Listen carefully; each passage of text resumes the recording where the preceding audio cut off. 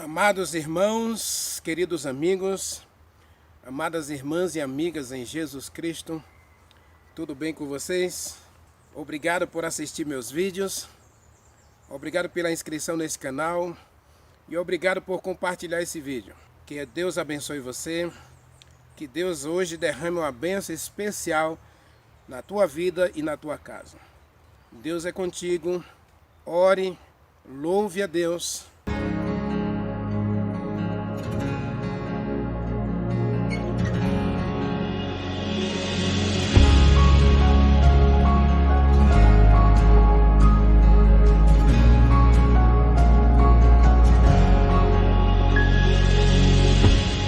Estou aqui, Espírito Santo de Deus, vem falar comigo, eu preciso ouvir tua voz. Estou aqui, Espírito Santo de Deus, vem falar comigo, eu preciso ouvir tua voz. Para onde eu irei? Para onde posso ir?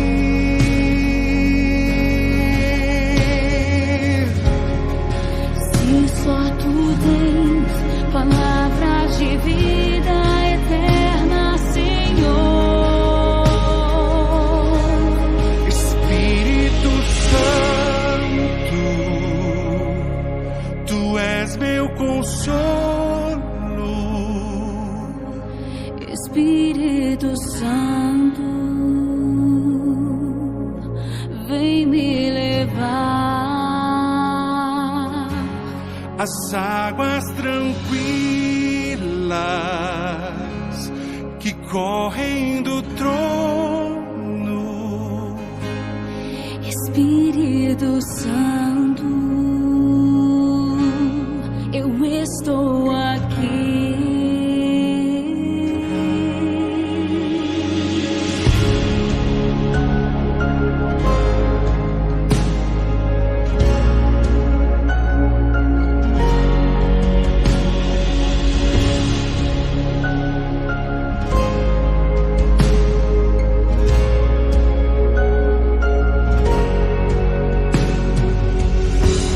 Para onde eu irei? Para onde posso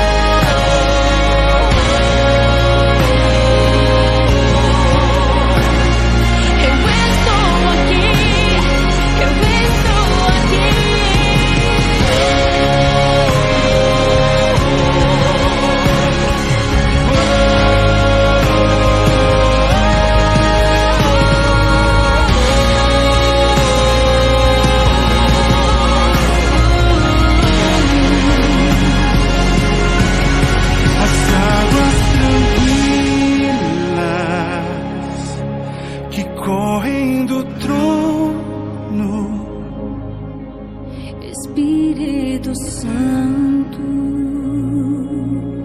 eu estou aqui.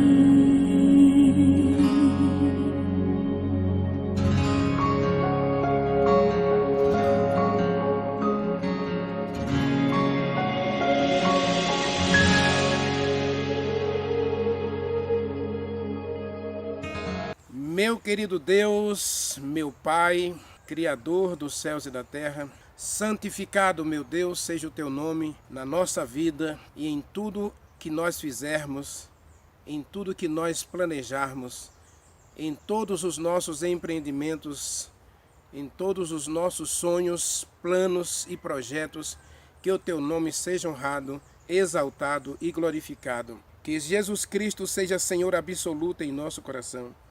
E que a tua verdade, Senhor, seja plena, absoluta em nossa vida. E que o Espírito Santo faça hoje um milagre em cada um de nós, abrindo nossos olhos para não sermos enredados, iludidos pela mentira. Guarda-nos do mal e transforma-nos hoje para sermos plenamente teus. Nós o adoramos, Pai, agradecidos, não porque tenhamos mérito algum, mas agradecidos nos méritos do nosso Senhor e Salvador Jesus Cristo. Abençoe a gente, cure a gente, Senhor, seja da enfermidade física, seja da enfermidade espiritual, seja das enfermidades emocionais, das enfermidades sociais. Senhor, faz um milagre em cada um de nós e dá-nos saúde plena. Nós te pedimos também, Pai, que supra cada uma das nossas necessidades de pão e de água. Que o Senhor cada dia conduza os nossos caminhos e nos dê vitória aonde nós formos. Que o Senhor permaneça ao nosso lado.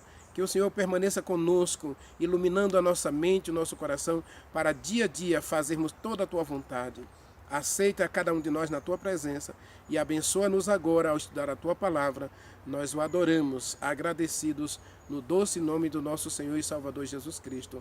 Amém. Amado, amada, abra sua Bíblia, Novo Testamento. Você está vendo aí quanta coisa o Espírito Santo quer nos ensinar, não é? Vamos para Tito, capítulo 2. Tito, depois de Timóteo, tá? Depois de Timóteo você encontra Tito, capítulo 2. Capítulo 2, versículos 11 a 13, está escrito assim: Porquanto a graça de Deus se manifestou salvadora a todos os homens, educando-nos para que, renegadas a impiedade, as paixões mundanas, vivamos no presente século santa, justa e piedosamente, aguardando a bendita esperança e a manifestação da glória do nosso grande Deus e Salvador, Jesus Cristo. Aqui está dizendo que Jesus é grande e Salvador, é Deus grande, né? Nosso grande Deus e Salvador. Tem gente que diz que Jesus Cristo não é Deus, né? Infelizmente é lamentável as pessoas lerem na Bíblia e duvidarem da própria Bíblia.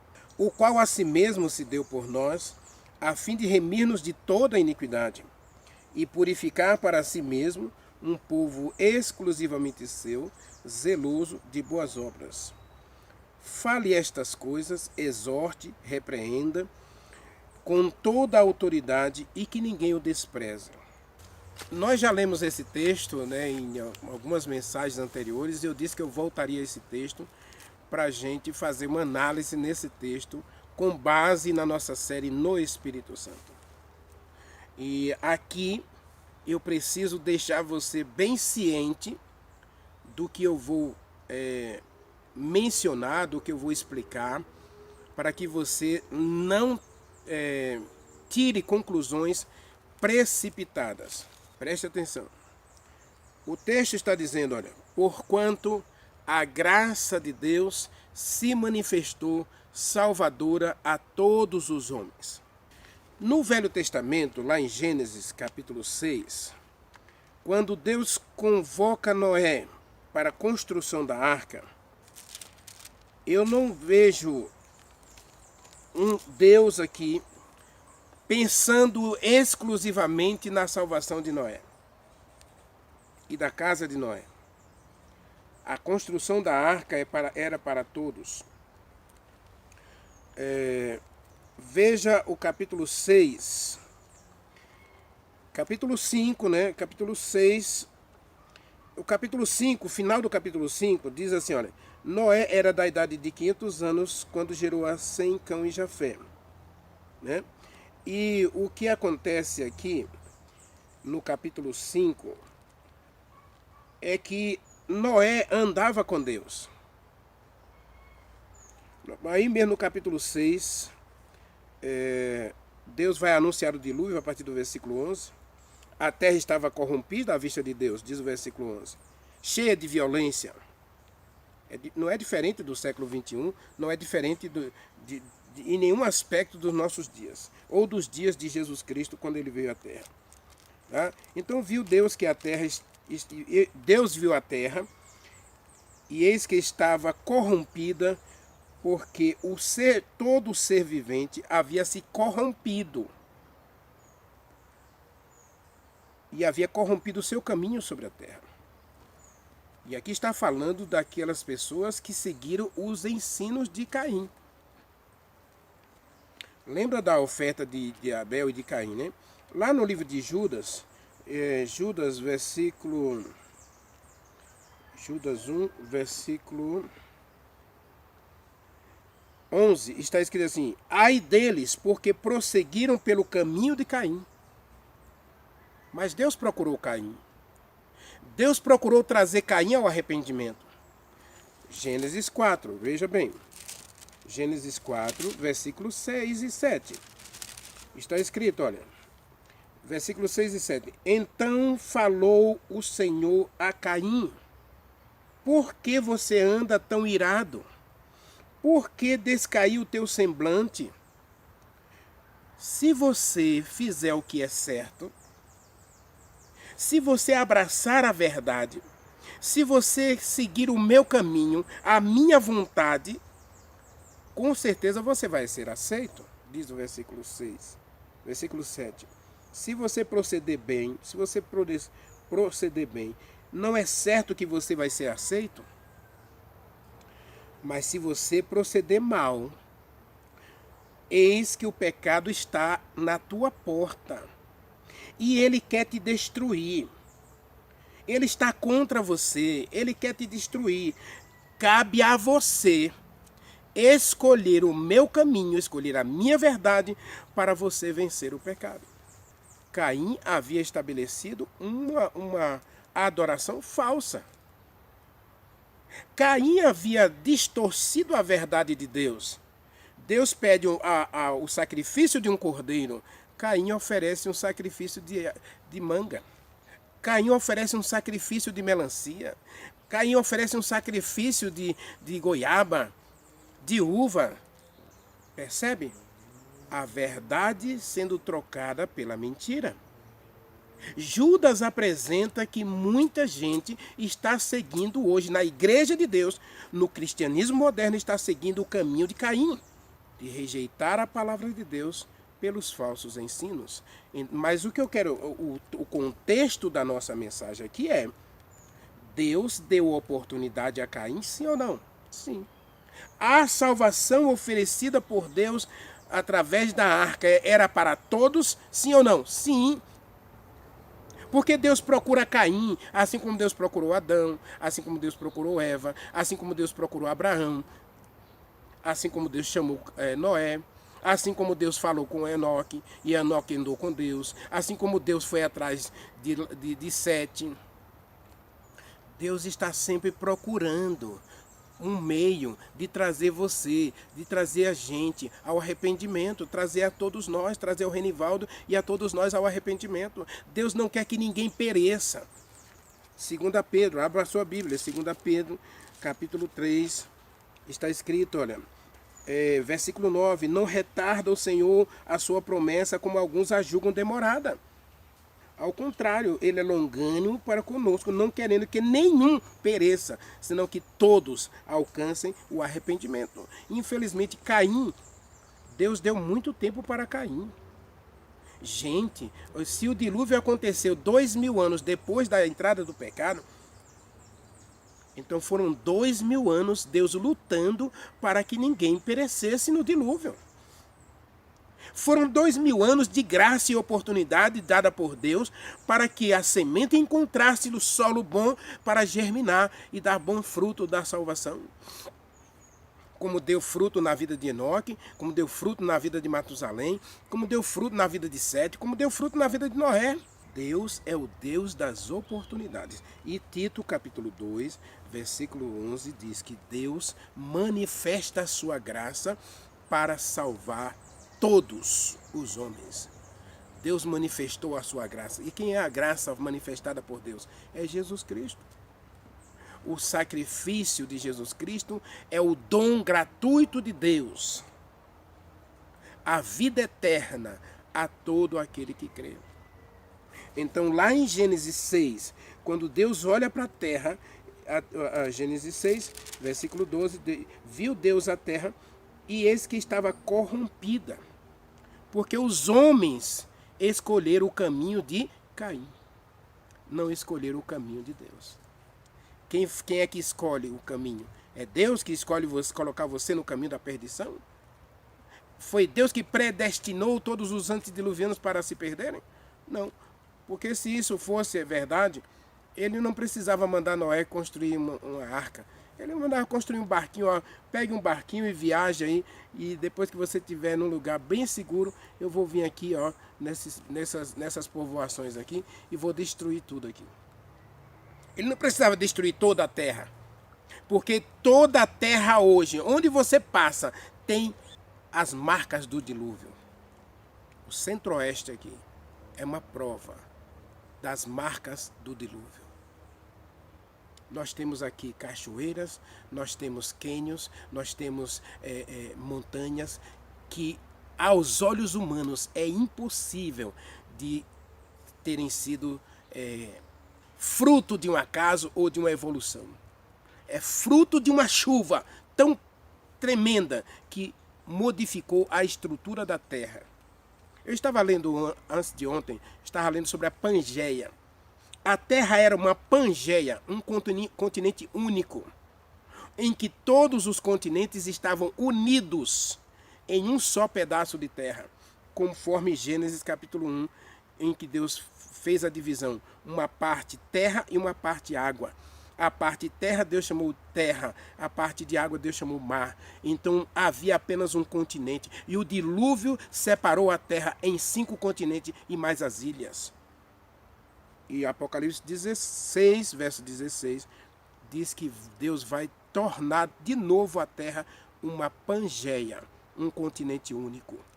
Então, as pessoas do dilúvio tiveram a oportunidade e a pregação da palavra para arrependimento, para a salvação, e eles não quiseram. Diz o versículo 13, então Deus disse a Noé, resolvi destruir toda a carne que há sobre a terra, porque a terra está cheia de violência dos homens, e que os farei perecer juntamente com a terra. O dilúvio era para destruir a terra, criada por Deus. E os homens, porque eles contaminaram a terra criada por Deus. Eles escolheram o pecado, eles escolheram contaminar a terra, eles escolheram se corromper. Então Deus vai destruir a terra. E hoje, meu irmão, minha irmã, Deus vai destruir o pecado, né? Agora, infelizmente, todo aquele que tiver agarrado ao pecado, ele será destruído. Por isso, Tito, capítulo 2, versículo 12, diz assim, nós precisamos ser educados. Essa expressão educados aqui é ensinados, né? Instruídos. Nós precisamos ser instruídos, educados, né? Ensinados a renegar esses caminhos de Caim, esse caminho de Caim, o caminho da morte, o caminho dos falsos ensinos, para que a gente, assim como Noé, tenhamos o privilégio da vida eterna. Veja, lê o verso 12. Educando-nos para que, renegadas as paixões, que é que está escrito dos antediluvianos? Eles amaram a carne e viveram para a carne, e era mal continuamente todos os desejos do seu coração. Gênesis capítulo 6, versículo 6. Versículo 5. Todo o desígnio do coração humano era mau. Então eles escolheram o caminho de Caim. Judas, versículo 11, diz que eles escolheram o caminho de Caim.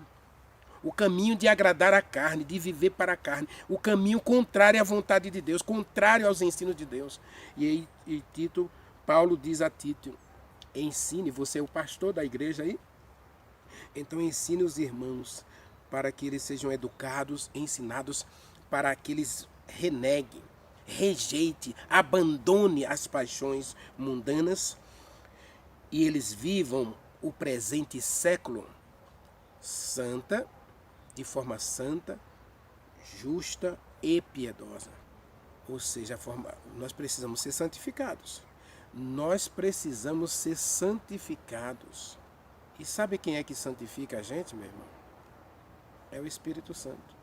É o Espírito Santo que santifica a gente. Quer prova disso? Abra sua Bíblia, 1 Coríntios, capítulo 6. Veja quem é o agente da santificação.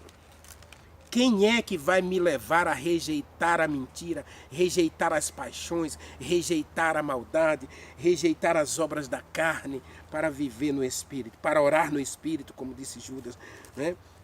1 Coríntios, capítulo 6, versículo 11, olha o que está escrito. Vocês foram assim.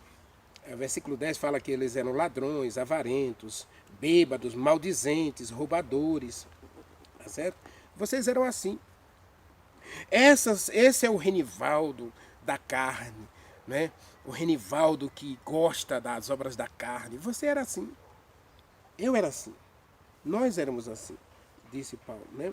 Ele está falando aí aos coríntios. Vocês eram assim, ladrões, avarentos, bêbados, maldizentes, roubadores. E que longe, né? E que esses tais não é do reino de Deus. Vocês eram assim. Verso 11. Mas vocês foram lavados. Lembra da mensagem de Ezequiel 36, 26? Aspergirei água pura sobre vocês e os purificarei. O Espírito Santo é o agente da purificação, o agente da santificação. Mas se você está achando que não é, veja aí. Mas vocês foram lavados, vocês foram santificados, vocês foram justificados no nome do nosso Senhor Jesus Cristo pelo Espírito Santo.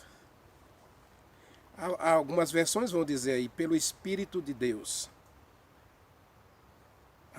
E Espírito de Deus e Espírito Santo está se referindo àquele que Deus enviou para nós, o Espírito Santo. Deus envia o Espírito Santo, né? Então Deus enviou o Espírito Santo para fazer o quê? 3 coisas aí. Primeiro, ele foi enviado para santificar você. Ele foi enviado para justificar você. Ele foi enviado para lavar você. Lavar, justificar e santificar. O papel do Espírito Santo, lembra que nós estamos estudando justamente sobre isso? Nós estamos estudando justamente sobre isso. O Espírito Santo vem para me levar ao arrependimento, me converter e me santificar. Aqui Paulo está dizendo que o Espírito Santo vem para, primeiro, me lavar. E o lavar aqui, aí Jesus Cristo vai dizer para Nicodemos, você precisa nascer da água, você precisa nascer do Espírito. Você precisa ser lavado de falsos ensinos. Você precisa ser lavado das falsas mentiras, das falsas doutrinas. Você precisa ser lavado. Jesus Cristo disse para Nicodemos, você precisa nascer da água, você precisa nascer de novo. É a mesma coisa aqui. E aí em Tito, capítulo 2, versículo 12, Paulo está falando que a gente precisa ser educados, instruídos, ensinados pelo Espírito Santo para que a gente vença as paixões, para que eu vença o pecado em todas as suas formas. É o Espírito Santo, meu irmão, que vai fazer essa obra de purificação em mim e em você. Versículo 13, Paulo vai dizer, para que você tenha esperança na vinda do nosso Senhor Jesus Cristo, você precisa vencer o pecado. Para vencer, para ter essa esperança, você precisa vencer o pecado. Por que muita gente naquele dia, Apocalipse, leia comigo, muita gente na vinda do nosso Senhor Jesus Cristo vai fazer a seguinte oração. Apocalipse capítulo 6, versículos 15 a 17. Olha o que está escrito. Os reis da terra, os grandes, os comandantes, os poderosos, todo escravo, todo livre, se esconderam nas cavernas e nos penhascos dos montes, e disseram aos montes e aos rochedos: caí sobre nós, e escondei-nos da face daquele que se assenta no trono e da ira do Cordeiro, porque chegou o grande dia da ira deles. E quem pode subsistir? Muita gente, na vinda de Jesus Cristo, quando ele estiver descendo nas nuvens dos céus, vai pedir as rochas para cair na sua cabeça, porque não pode suportar a vinda de Jesus Cristo, não tem esperança. As virgens nécias até ouviram a voz do noivo chegando, mas infelizmente a sua vida não estava de acordo com as normas do noivo, com as regras do noivo. As suas lâmpadas estavam acesas ainda, mas estavam se apagando, e suas vasilhas reservas estavam secas. Elas não tinham experiências, não andavam com o noivo, não conheciam o noivo, não conheciam as regras do noivo, por isso viviam uma vida inútil dentro da igreja.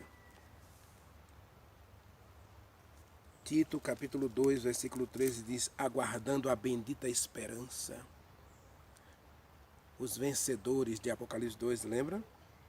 Que terão direito à árvore da vida. Os vencedores na vinda de Jesus Cristo são aqueles que vencem o pecado, que voltam às práticas da boa doutrina, da boa palavra de Deus, que vive e pratica a verdade. Esses aí entrarão na cidade de Deus pelas portas.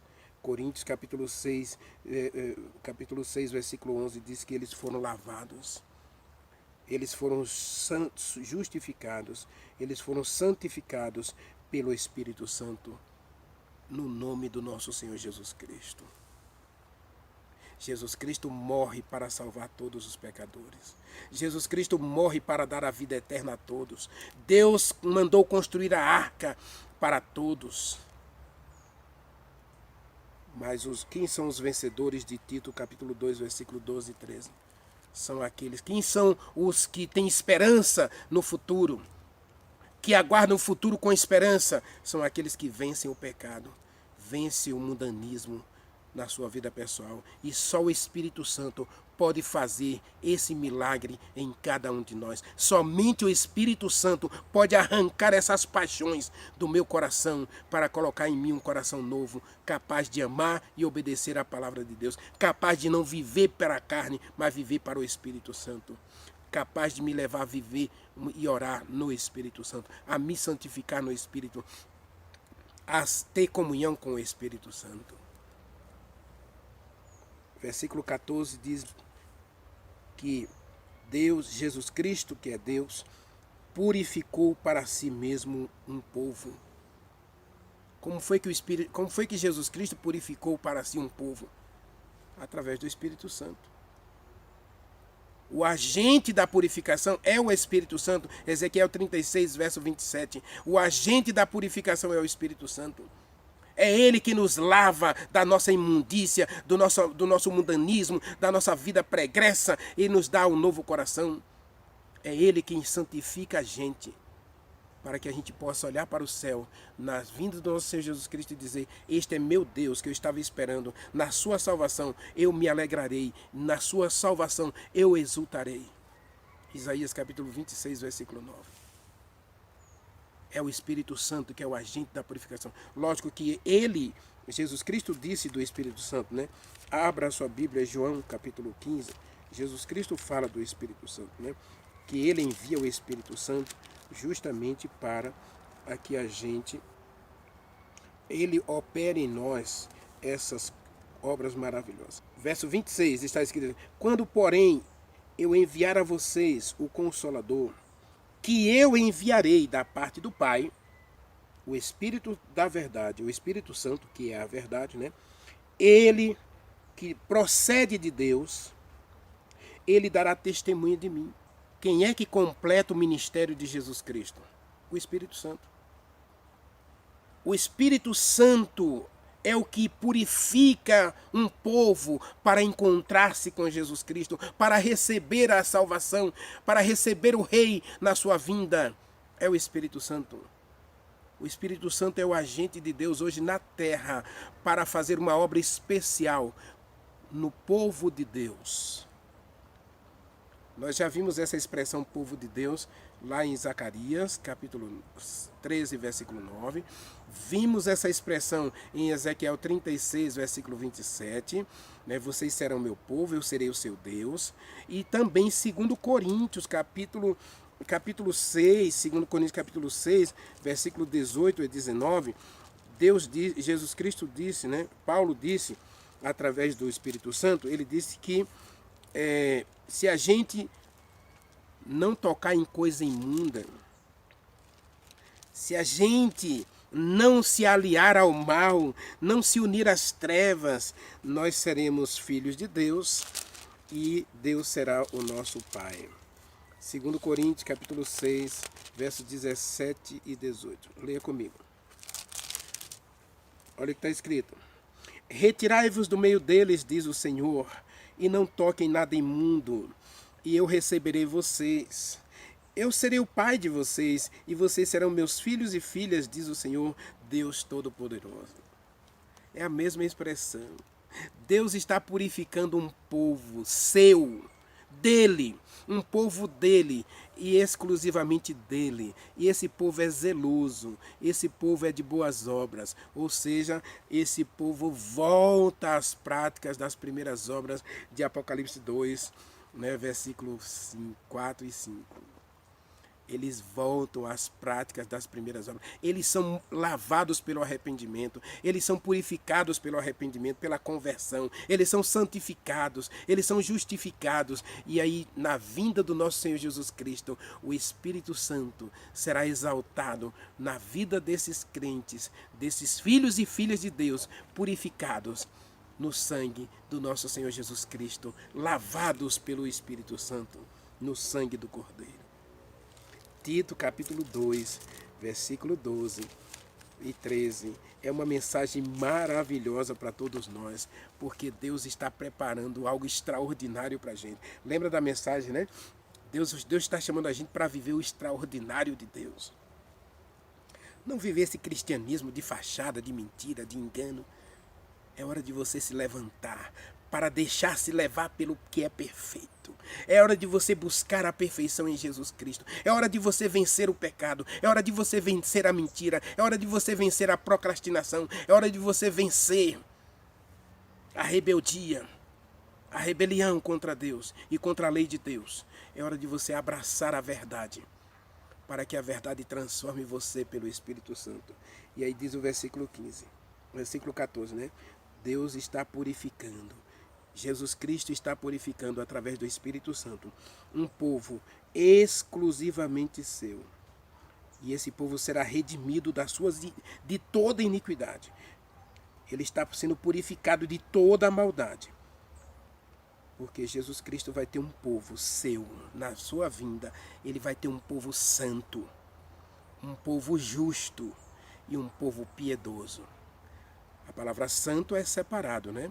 A palavra justo é aquele que foi lavado, justificado e perdoado de todos os seus pecados. Romanos capítulo 5, versículo, nós temos paz. Nós somos justificados quando nós somos lavados no sangue de Jesus Cristo, perdoados de todos os pecados, né? Aí nós somos justos. E a palavra piedoso aqui é aquele piedosa, ela tem piedade, ela tem compaixão, ela tem amor pelas outras pessoas. Então Deus vai ter um povo zeloso de boas obras, que pratica e ama a verdade.